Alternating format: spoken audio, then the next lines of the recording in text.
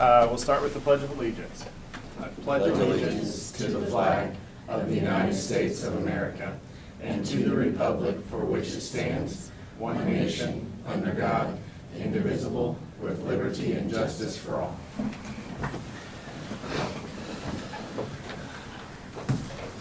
All right. Morning, everyone. Today is March 17th. It is approximately 9 a.m. Welcome to the Shawnee County Board of County Commissioners. I'm Aaron Mays, currently serving as chairman, representing District 3. On my left is Commissioner Bill Rippon, representing District 1, and on my right is Commissioner Kevin Cook, representing District 2. First item, please. Proclamations and presentations.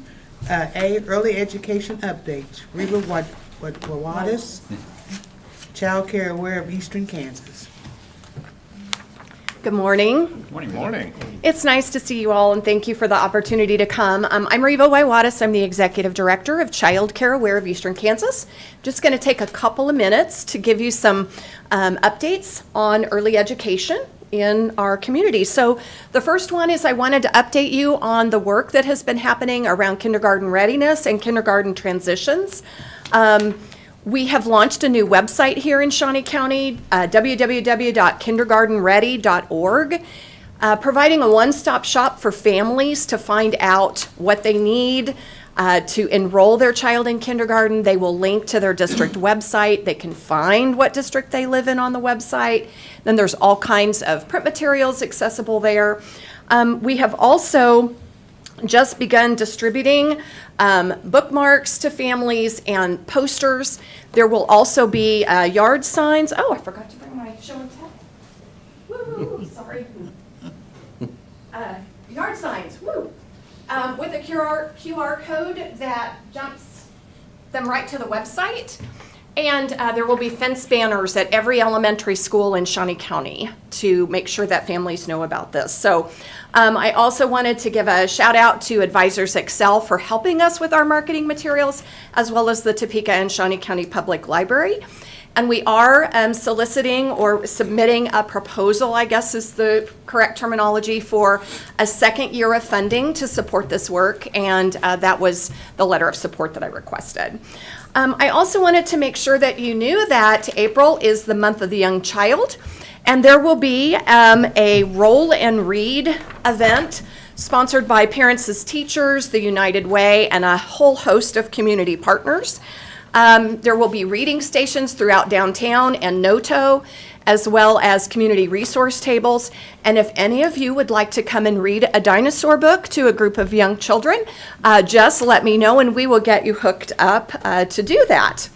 We also will be, throughout the month of April, celebrating childcare in our community with the distribution of appreciation signs.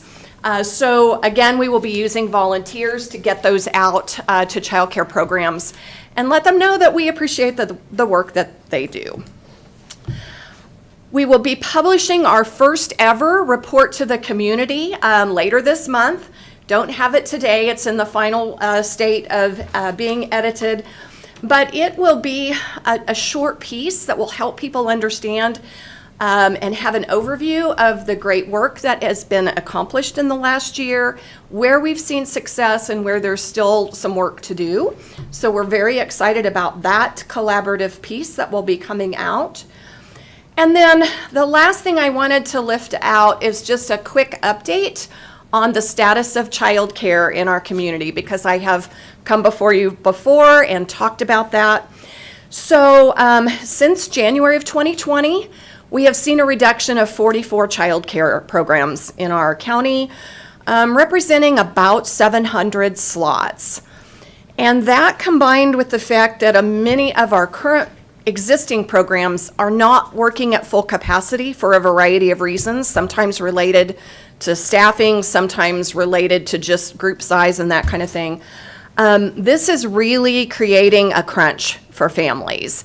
I'm proud to say that we are trying to address this issue, working in collaboration with our other partners. I just had a great conversation this morning with Teresa Fisher from the Health Department. I also wanted to lift out that there is still sustainability funding flowing into childcare. We are in round 3 now of state-level sustainability grants. And without that support, as well as the local support that came from Shawnee County, I fear that we would have seen many more programs close. So that funding has created a lifeline for many programs. Hasn't solved the problem, though. So we're still having community conversations about what to do next. The good news is there is some funding support to help new programs start up. So that is through the state's Child Care Health Consultant Network, and it provides an initial small startup stipend, but then as barriers to licensing are identified, so for example, if the surveyor goes out and says, you know, gee, you live on kind of a busy street, you need to fence in part of your backyard so the children have a place to play, they can access grant support to address those issues, to remove those barriers to them becoming fully licensed. And then I also just wanted to mention that there are continuing conversations at the state level. And I think there's a high likelihood that in the next coming months, we will see additional support from both local and state Spark dollars to bring some locally driven strategies to help realign support for childcare. Because everyone is in agreement that childcare is a key component to economic recovery and economic development in communities. And businesses can't recruit a workforce if there isn't existing childcare capacity. So it's not an easy problem to fix, and it's certainly not one that any of us can fix alone, but I feel confident that collectively we will come up with some solutions and some things to try, and just know that we stand at the ready to be a part of that. So I'd be happy to try to answer any questions that you have. Any questions? Commissioner Cook? Reva, I heard that Commissioner Mays is an excellent reader. Parks and Rec has recruited him multiple times, and so I think that, you know, you've got a prime candidate right over there. But I do want to thank you for coming and speaking to us today about everything that Child Care Aware is doing, and the QR codes, and making sure that the word gets out. Those are the essential parts, and making sure not just the work's being done, but the word is getting out so that people know where to access the services. The loss of the child care facilities that's a big issue for our community. I know that this is a part that we're looking at on multiple levels on how we can address that, and part of Momentum 2027's initiative as well. So thank you for bringing that to us.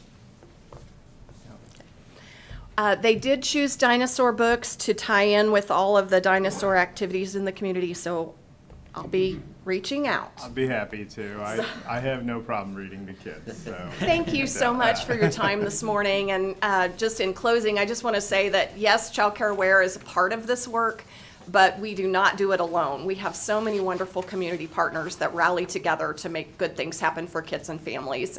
We just appreciate your support. Thank you. Yeah, I appreciate it. Thank you for being here. All right. Next item, please. Number 3, consent agenda. We've got several items on the consent agenda today. Is there a motion? I'll make a motion to approve. Second. Motion's been made by Commissioner Cook, seconded by Commissioner Rippon. Those in favor say aye. Opposed? Motion passes 3-0. Next item, please. New business A, County Clerk, number 1, consider all voucher payments. Okay, under sales tax, UMB Bank, card service, $7,651.13 is for vomitory curtains as part of the event center renovation. Maybe I should just stop for a second as a learning moment to tell you what vomitory curtains. Vomitory is the area before you go into a larger area. So there's a little architectural history knowledge for you. Anyway, under Family Park, Americrete LLC, $22,600 is for the removal and replacement of concrete on T number 5 at Cypress Ridge Golf Course. Under Information Technology, CDW Government Inc., $14,490 is for 18 mini desktop computers. If there's no questions or comments, I'll move for approval. I'll be happy to second, and glad to know that Commissioner Rippon put his K-State education to work this morning. All right, thank you, Google. So we've got a motion by Commissioner Rippon, seconded by Commissioner Cook. Those in favor say aye. Opposed? Motion passes 3-0. Next item, please. Number 2, correction orders. I'll move for approval of the correction orders. Second. Motion's been made by Commissioner Mays and seconded by Commissioner Cook. Those in favor say aye. Opposed? Motion passes 3-0. Next item, please. Facility maintenance, number 1, consider approval of request to submit a request for pricing for painting and drywall plaster repair service contractor. Good morning, Commissioners. Nelda Henning, Director of Facilities Management. As stated, I'm requesting approval to go out for an RFP to get a new painter. The painter that we had originally selected as part of the trade services agreement is not working out for the county currently, and we'd like to find someone else that could fill in that gap.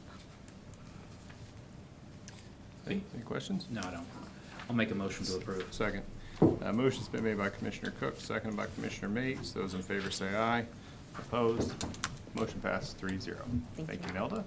Next item, please. Health Department, number 1, consider approval of request for out-of-state travel to attend the 2022 Annual Women, Infants, and Children Conference in New Orleans from May 22nd through the 26th of 2022 for 2 staff, with a total cost of $4,630 to be paid by the Kansas Department of Health and Environment Women, Infants, and Children Grant Fund. Good morning, Commissioners. Janelle Carter, Family Health Division Manager, Health Department. As the clerk read, we are requesting approval for 2 relatively new registered dietitians to attend the National Women's, Children, and Infants Conference in New Orleans, Louisiana in May. The WIC program provides nutritional education, breastfeeding support, access to food and formula, developmental milestone review, and referral to services and supports. This 4-day conference provides an amazing experience within itself, as well as in the ability to network, learn, educate, and to obtain additional knowledge and education about WIC. Upon return from the conference, the staff will complete the travel report. Thank you, and I'm available for any questions you may have. Any questions? Questions? I'd move for approval. All right, I'll second. Motion's been made by Commissioner Rippon, seconded by Commissioner Mays. Those in favor say aye. Opposed? Motion passes 3-0. Thank you. Thank you. Next item, please. Parks and Recreation, number 1, consider approval of request to reject the single bid for the Cypress Ridge Golf Course, hole 13 green reconstruction. Good morning, Commissioners. Tim Laurent, Shawnee County Parks and Recreation Department. So as you probably remember, this is the second time we've gone out for bid on this project, and both times we only received 1 response. And unfortunately, both times it's been considerably higher than what the estimates were that we received. I am a little concerned in the fact that I don't know when these prices will go down, if ever, but I think at this time we would like to reject this bid and put this project on hold. I'd be happy to answer any questions. Tim, this is just for one hole at Just for Cypress one Ridge. green, yes, Green number 13. correct. So what's the wrong with green number 13? Green number 13, if you've ever seen it, is it's sort of long and narrow, and it has some significant changes in elevation. So it's very challenging, and it's small. It's long, but it's small. You don't have much depth when you try to hit to that green. So it's one of the biggest complaints that we get at Cypress is that green. And so we thought, hey, while our revenues are high right now and our revolving fund looks good, let's try to tackle it. But I feel if we accept these bids, we'll be overpaying for what that job really is. So what was the plan, or what was the proposal to do to green 13 to change it? I think that we were just going to make it more of a traditional green, so it'll be not quite as lengthy width-wise, so shorten it up and widen it up. So I don't think we'd had a 100% plan on how it was going to lay out, but yeah, make it a little bit easier for golfers to hit. So does that require excavation work? It does, and we have discussed, I'm guessing maybe where you're going, why could we maybe do this in-house? We are talking about that as an option. Greens I'll be honest, I'm pushing for doing it in-house. I think we could do it with our staff and a little help from some local folks here. There's a little bit of concern because when you start doing greens, it's a very precise work. You don't want to do it wrong. You don't want to mess it up. But I think that may be where we go, is doing it in-house. So, Tim, what kind of company applies for this? Is there a specialized golf course green company, or is it I just a think there regular are. landscape company? Yeah, I think there are. I think the company that bid on it this last time is actually a company that does a lot of laser leveling that we've worked with in the past. They do great work there. I think they're sort of, I don't want to speak for them, but I think they're sort of branching out into this kind of work. But yeah, landscaping companies, but there are a lot of organizations that, well, Mammoth, for example, they have a wing of their operation that deals strictly with greens and golf. Okay, So there are specialty people. Okay. Great. Any questions? All right, then I'll move for approval to reject. Second? All right, motion's been made by Commissioner Mays, seconded by Commissioner Rippon. Those in favor say aye. Opposed? Motion passes 3-0. Thank you. Thank you, Tim. Next item, please. Number 2, consider approval of request to award the bid to Green Care Lawn and Landscape to provide and install a new block retaining wall at Ruger Park for $46,556 with funding allocated from the Parks and Recreation Building Maintenance 3R Fund and authorization and execution of contract C-84-2022 for same. Good morning, Commissioners. Randy Luby, Parks and Recreation. If you recall, a couple months ago, we went out for bid for this project. Retaining wall there at Rieger Park needs some work. It's leaning. It is the original wall. I was trying to pick Commissioner Rippon's brain of exactly when that was built. We think it was the late 90s, so it's been close to 25 years old.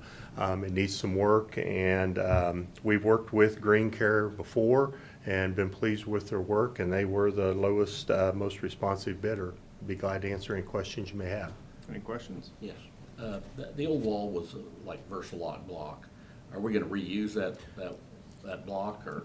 We decided not to. We bid it both ways, but looking at it, they thought that it's chipping and deteriorating quite a bit, and it's just time to replace the whole thing. You know, this time, are they gonna build it different, or are they gonna put dead men in there? They have different ideas of where it's going higher and lower in different areas, so that it will be different, and we're hoping to get started ASAP on this, because we do have leagues starting in early April. They'll work around construction if we don't get it completed. I think the first wall, it was built in-house, and I don't think they call them dead men, where you attach the wall back into the bank. Where as high as this is, you'll And I think probably- that's why Okay. we went out for bid on that, to have it professionally done this Okay. time, so. All right. Further questions? Nope, I'll move for approval. Second. Okay, motion's been made by Commissioner Cook, seconded by Commissioner Rippon. Those in favor say aye. Opposed? Motion passes 3-0. Thank you, Commissioner. Thank you. Next item, please. Number 3, consider approval of request to advertise and fill the vacant deputy director position, which provides oversight of the recreation park and administration operations of the department.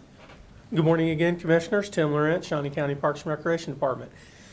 So as you know, I think most of you know, this position has been vacant since, I believe, July of 2019. At that time, I didn't feel as though I wanted to fill it right away because I was relatively new to the department as well, and I wanted to get a sense of what our needs were and how we operated. So at this point, 3 years later, roughly, I feel like it is a critical position for our department. As you also are aware, we're going to be facing a wave of retirements here this year and probably a few more next year. So I think it's a great time to bring this position in and have that person work with me to help review and analyze these other positions as they become vacant and really restructure at least the upper end of our organizational chart. So I think once we're done with that process, I would imagine that our chart will be a little more streamlined than it currently is, a little bit, even with the addition of a deputy position. I think ultimately we'll be a little bit less top-heavy than I think we are right now. That's the goal. I think the position will help me be able to defray some of the responsibility that I do every day in overseeing daily operations. I didn't come out great, but I'll have less time that I'll have to deal with daily operations, and more time where hopefully we can devote to planning and goal setting and sort of looking forward and trying to anticipate issues as opposed to putting out fires on it, what seems almost like a daily basis right now. So that hopefully is the goal, and I would be happy to answer any questions that you may have. Any questions for Tim? No. All right, I'll move for approval. Second. Motion's been made by Commissioner Mays, seconded by Commissioner Cook. Those in favor say aye. Opposed? Motion passes 3-0. Thank you. Thanks, Tim. Next item, please. Public comment? Is there anyone from the public wishing to speak today? Seeing none, next item, please. Administrative communications? Okay. Any department heads wishing to speak? Tim Lorette, Parks and Recreation Department. I don't have any numbers right now, but the information that I've been receiving about Great Overland Station and the T-Rex Experience exhibit for this week have been very positive. Jim Martin's one of our advisory board members. He volunteers there. He's been texting me every day saying, you're going to be really happy when you see these numbers, and sent me a few photos, and the building is packed. So I know they had done some additional marketing, Visit Topeka and our own staff trying to get people here during spring break, and that looks like that is paying off. So I think we'll get some good numbers next week. Awesome. I stopped by there 2 days ago, and it groups have dropped off, but individuals has picked up. So I got what you expect, I guess, during spring break. But it looked good. There were a lot of people running around. Great. I hope it turns out well. Thank you. All right, thanks, Tim.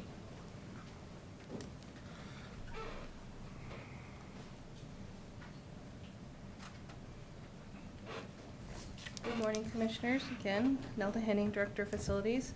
I wanted to give you a brief update as to what is going on across the street, because I know we're all anxiously awaiting for any news. Since the contract was agreed upon, we have met twice. The first meeting was to discuss the intent of 707 and to go through the schematic design. When we met this week, we had a chance to review 707 again, and we are all on board and on the same page. I do want to say that they had to make a couple of changes to the plan. Once those changes are finalized, I will be bringing the plan back to you for your approval of what had happened. It was more code issue related. We had a dead-end corridor, and then the egress for the two exits out of the commission chambers were not in the correct distance. So those two issues had been changed. Both issues were on the first floor. Other than that, things are moving along quite well. In regards to 707, they have started doing, I don't want to say demolition because that's not the correct term, but investigation. They've been removing ceiling tile and pulling up carpet. So far, the only report I've received is that there was asbestos floor tile found on second floor, which will have to be removed. We will not be able to fully abate it because the mastic is into the wood. And you'll never get the mastic out of the wood, and so we'll do the best we can to get what we can out, and then we'll have to seal it. But that is the only bad news that I've heard so far. During their meeting this week, they did say that they are narrowing down on an HVAC plan for 707, which means that hopefully in 2 weeks when we have another meeting, we will have the equipment decided on, and that will allow us to set the schedule firmly, because based on the equipment will be how fast we can get it here and get it installed. We are still looking at June for a move-in date. They have not moved that currently. One last thing that came out of the meeting this week is, I don't know if you're aware or not, the city is bidding a project for Quincy Street between 8th and 6th. They're doing a mill and overlay. They're restriping the streets and parking areas. Cindy is aware of the project, and they are working with the city as best they can to see what the impact that's going to have on the project. In addition to that, Quincy from 8th to 10th Street, my understanding is getting a little bit more extensive work. That might impact us a little bit, but they have made arrangements with the owner of the property to the north of the site to do parking and some construction material layoffs and that type of thing to help keeping the project going. Also during the meeting this week, Lee Don Welch with the courts was able to attend, so we were able to start looking at the courthouse building, talking about the next few months of what's going on with the courts, and where we can get in and what we can do in this space moving forward. What we are looking at right now is they want to get 707 to the city for permitting. One hurdle in that process is we do have to take 707 to the Landmarks Commission because it is in the historical district. We don't anticipate any pushback from them because we're not doing anything to the exterior other than moving a door, but we think that it still has to be part of the process. While 707 is in permitting, they'll be concentrating on the courthouse. That's kind of a brief summary of where we're at, even though it doesn't seem very brief. There is a lot of activity happening behind the scenes. So I'll answer any questions you might have. Any questions? Nope. Thank you. Thank you. Anyone else? Okay. Commissioner Rippon. Not much report. I did go through the building the other day. They were over there working, and it's an interesting ceiling on one of the floors. I think that was kind of a surprise. Is that the ballroom, or? The top floor still does have the art from the ballroom. Yeah, it was kind of interesting to see. So maybe I'd become part of the design then. I don't know. You guys couldn't fit commission chambers on the roof. There you go. No, I have nothing else. All right. Commissioner Cook? Nothing for me. All right, nothing from me either. Happy St. Patrick's Day, I guess. Next item, please. Executive session. We do not have a need for executive session, so we are adjourned.